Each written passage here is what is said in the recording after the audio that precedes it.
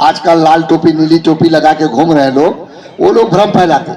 जो पीडीए का उन्होंने नारा दिया, तो उनको 4 बार सत्ता में थे, उनको चाहिए था कि पिछड़े को न्याय मिल जाना चाहिए था, न्याय दिला देते। उन्हीं के अब ये लाल टोपी लगा के घूम रहे हैं, पिछड़ों के हमदर्द बन रहे हैं। तो आपने क्यों नहीं दिलाया, जरा पूछिएगा इनसे। अब इनसे यह भी सवाल पूछना चाहिए कि आपने 370 का लोकसभा में विरोध क्यों किया? आपने लाल टोपी वाले बाबूजी, आपने महिला बिल को संसद में क्यों फाड़ा था? ये 3 सवाल इनसे जरूर होना चाहिए।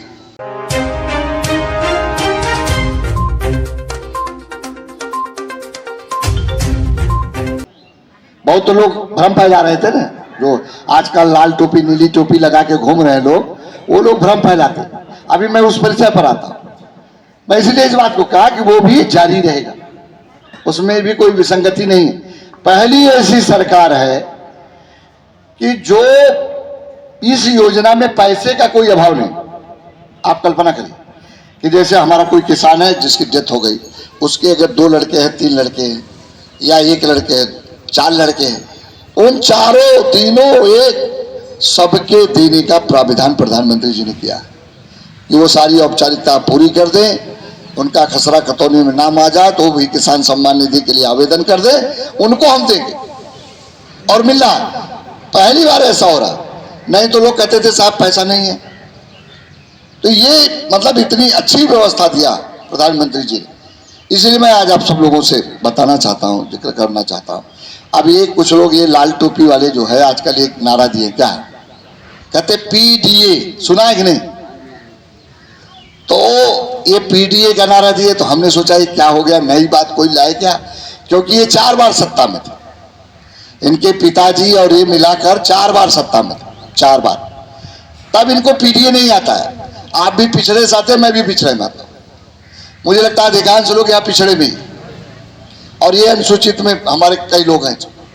लेकिन मैं वो जो नारा दिए मैं उसकी चर्चा करूं। पीडीए का, उनका जो पीडीए का हमदर्द बनना चाहते हैं, मैं उनकी जिक्र करना चाहता हूं। उन्होंने कहा कि आप बैठ जाओ, बता देंगे। जो पीडीए का उन्होंने नारा दिया, तो उनको 4 बार सत्ता में थे, उनको चाहिए था कि पिछड़े को न्याय मिल जाना चाहिए था, न्याय दिला देते। उन्हीं के सपा और बसपा दोनों के समर्थन से केंद्र में 10 साल तक मनमोहन सिंह प्रधानमंत्री रहे। 10 साल तक, थोड़ा बहुत नहीं साहब, 10 साल, 10 साल तक रहे। लेकिन पिछड़े वर्ग के हमारे बहुत नेता, हमारे पूर्वज जो पिछड़े समाज के बहुत हितैषी थे, बहुत लंबे समय से मांग चल रही थी। क्या चल रही थी कि पिछड़े वर्ग को आयोग को, जैसे अनुसूचित आयोग है उसी तरह से आयोग गठित कर दीजिए, उसको संवैधानिक दर्जा दे दीजिए, वो क्रियाशील हो जाए। ये लड़ाई लंबी समय तक चली, 40-40 साल तक, 40-45 साल तक चली। लेकिन किसी के कान में जू नहीं देगा, कोई भी सरकार आई किसी के कान में जू नहीं। मैं धन्यवाद देना चाहता हूं देश के यशस्वी प्रधानमंत्री जी को। तो उन्होंने जब इसकी फाइल तलब किया, ये है क्या, क्यों डिमांड है, क्यों मांगी जा रही, क्या विषय है, तो उन्होंने जब देखा, पूरा अध्ययन किया, जो रिपोर्ट थी उसके आधार पर उन्होंने तुरंत घोषणा कर दिया कि पिछड़ा वर्ग आयोग बनेगा, उसको संवैधानिक दर्जा दे दिया, आयोग गठित हो गया, क्रियाशील हो गया, और उसके चेयरमैन हंसराज अहीर जी महाराष्ट्र के रहने वाले वो हो गए। आप समझे कि न्याय किसने दिया? अब ये लाल टोपी लगा के घूम रहे हैं, पिछड़ों के हमदर्द बन रहे हैं। तो आपने क्यों नहीं दिलाया, जरा पूछिएगा इनसे। अब इनसे यह भी सवाल पूछना चाहिए कि आपने 370 का लोकसभा में विरोध क्यों किया? आपने लाल टोपी वाले बाबूजी, आपने महिला बिल को संसद में क्यों फाड़ा था? ये 3 सवाल इनसे जरूर होना चाहिए, ये लाल टोपी वालों से, कि पिछड़े को संवैधानिक दर्जा क्यों नहीं दिलाया, महिला बिल क्यों फाड़ा, इस बात को जरूर पूछना चाहिए। और तब क्यों आपने न्याय नहीं दिलाया, ये जरूर पूछना चाहिए। आप बताओ काहे नहीं दिला पाए? लेकिन प्रधानमंत्री जी ने दिलाया। अब वो दलित की बात मैं करता हूं, दलित की अगर बात करें तो ये लाल टोपी वाले जो बाबू हैं, इनकी पार्टी उत्तर प्रदेश में पहली बार बहन कुमारी मायावती को मुख्यमंत्री बनाने का काम भारतीय जनता पार्टी ने किया था। इतिहास के पन्ने में बात दर्ज है, कोई झूठ नहीं बोल रहा हूं, सारे लोग जानते हैं। लेकिन मीराबाई गेस्ट हाउस कांड किसने किया? ये लाल टोपी वाले ने किया था। और उस समय भाजपा के नेता अगर नहीं होते, ब्रह्मदत्त द्विवेदी, केसरीनाथ त्रिपाठी, तो शायद बहन कुमारी मायावती जी की जान न बचती। इनकी हमदर्दी देखिए। आज इस पीडीए की बात कर रहे हैं, मैं इसीलिए आपको पूरे ठीक से समझाने की प्रयास कर रहा हूं। ये इनका हमदर्द। मैं तो सवाल पूछना चाहता हूं, भैया आप बताओ, आपके समर्थन से इतने दिनों तक सरकारें चली, तो ये सब क्यों नहीं कर दिए? लेकिन नहीं किए। अगर बतावें तो भारतीय जनता पार्टी ने डॉक्टर भीमराव अंबेडकर जी, जो देश के संविधान के रचयिता हैं, जिन्होंने देश को एक सूत्र में पिरोया, हम सब उन पर गर्व भी करते। लेकिन अगर भारत रत्न का पुरस्कार उनको क्यों नहीं मिला? उनको क्यों 1990 में मिला? जिस कांग्रेस से आप गठबंधन किए हो लाल टोपी वाले, इनकी ही सरकार देश में चल रही थी। लेकिन डॉक्टर भीमराव अंबेडकर को भारत रत्न का पुरस्कार तब मिला जब देश में गैर कांग्रेस की सरकार बनी। सन 1989 में बीपी सिंह प्रधानमंत्री हुए और भारतीय जनता पार्टी सबसे बड़ा घटक दल था। हमारे समर्थन से सरकार बनी थी जनता दल, कांग्रेस के खिलाफ। उस समय जो है हमारी पार्टी ने इस बात को प्रस्ताव रखा कि डॉक्टर भीमराव अंबेडकर को भारत रत्न का पुरस्कार, 1990 में डॉक्टर भीमराव अंबेडकर को भारत रत्न का पुरस्कार मिला। कांग्रेस समझिए कितनी बड़ी और ये हितैषी है। और उसी कांग्रेस से हमारे बबुआ जो लाल टोपी वाले, उनका समझौता है, उन्हीं का समझौता है। इसलिए मैं इस बात को पूरा स्पष्ट आपको बताना चाहता हूं, ये कितना अंदर। और भारतीय जनता पार्टी, रामनाथ कोविंद दलित समाज में पैदा हुए, कानपुर के रहने वाले, देश के सबसे बड़े पद पर, राष्ट्रपति के पद पर बैठा है।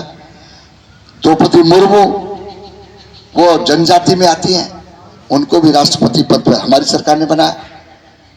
तो आपने दलित का सम्मान किया कि भाजपा ने किया? जरा पूछिए उनसे। ये पीडीए का नारा क्यों दिए, इसको समझना पड़ेगा। पीडीए का नारा क्यों दिए, इसको समझना पड़ेगा। पीडीए का नारा इसलिए दिया है कि अब वो सत्ता से बेदखल हो गए। सैफई परिवार, मुलायम खानदान पूरी तरह से सत्ता से बेदखल है, इसलिए वो बेचैन है।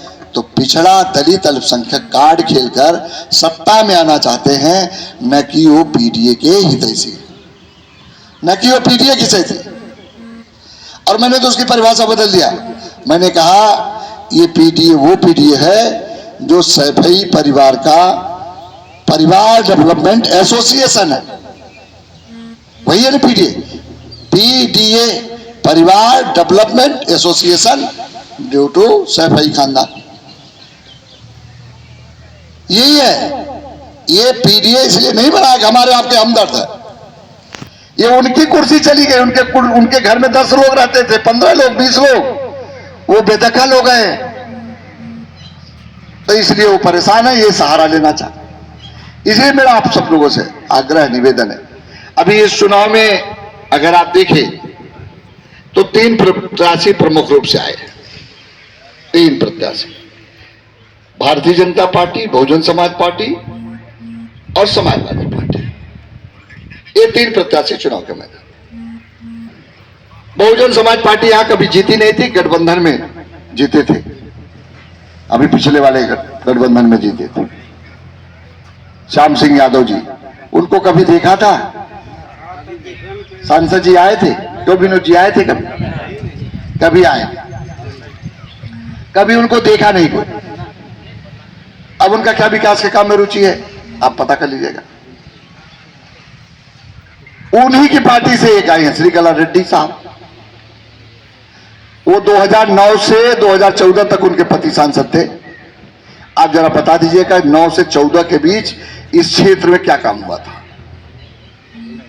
एक भी काम नहीं करा, माटे सिंगल कराया था, कोई एक काम नहीं करा।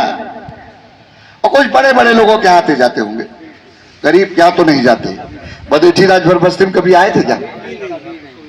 अब आएंगे बड़ी घड़ियाली आंसू बहाने के लिए। बात है आजकल चल रहे हैं कुछ घड़ियाली आंसू, बड़े बड़े लोगों के यहाँ दावते होते खाने के लिए आए हो रहे होंगे, आपके गांव में बड़े लोग हैं तो वहां आए हो, लेकिन वहाँ मतलब गरीब आदमी के यहाँ गरीब को रास्ता हो, गरीब को जल निकासी हो, गरीब को बिजली हो, इससे कोई चिंता नहीं। तो इसलिए वो भीमचुरा को बैठा। एक बाबू सिंह कुशवाहा है बाधा से आए, आप उनसे कहा मिलेंगे, क्या करेंगे आप समझ लीजिए। वो भी आजकल 2-3 बात कह रहे हैं संविधान खतरे में, सुना कि नहीं बयान।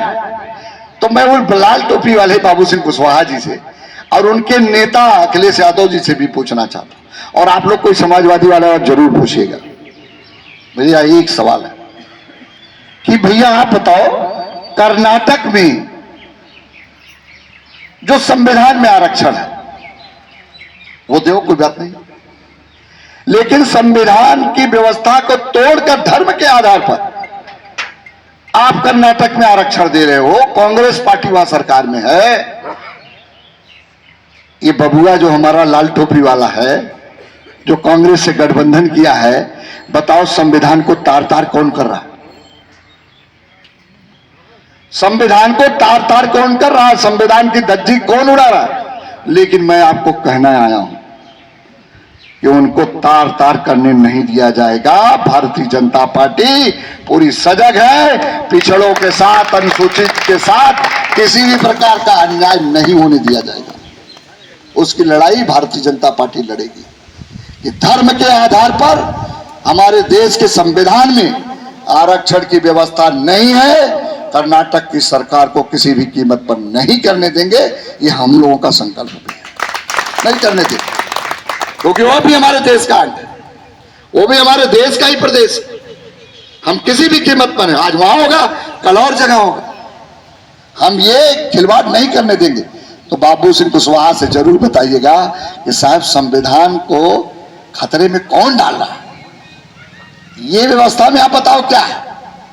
कर्नाटक में जो हो रहा है वो संविधान के अनुरूप है कि विपरीत है? आप बता।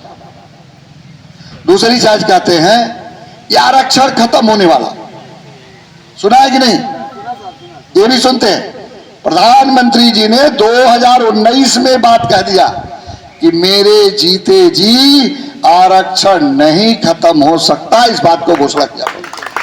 माननीय गृह मंत्री जी ने अभी राजस्थान में, मैं चुनाव में गया था, वहां भी उसी दिन सभा थी जब जिस दिन मैं गया था चुनाव में, हमारा ड्यूटी लगी थी 2-3 दिन 4 दिन के लिए। वहां भी उन्होंने कहा कि आरक्षण किसी भी कीमत पर खत्म नहीं होगा, जो खत्म करने की कोशिश करेगा भारतीय जनता पार्टी उसके खिलाफ आंदोलन करेगी।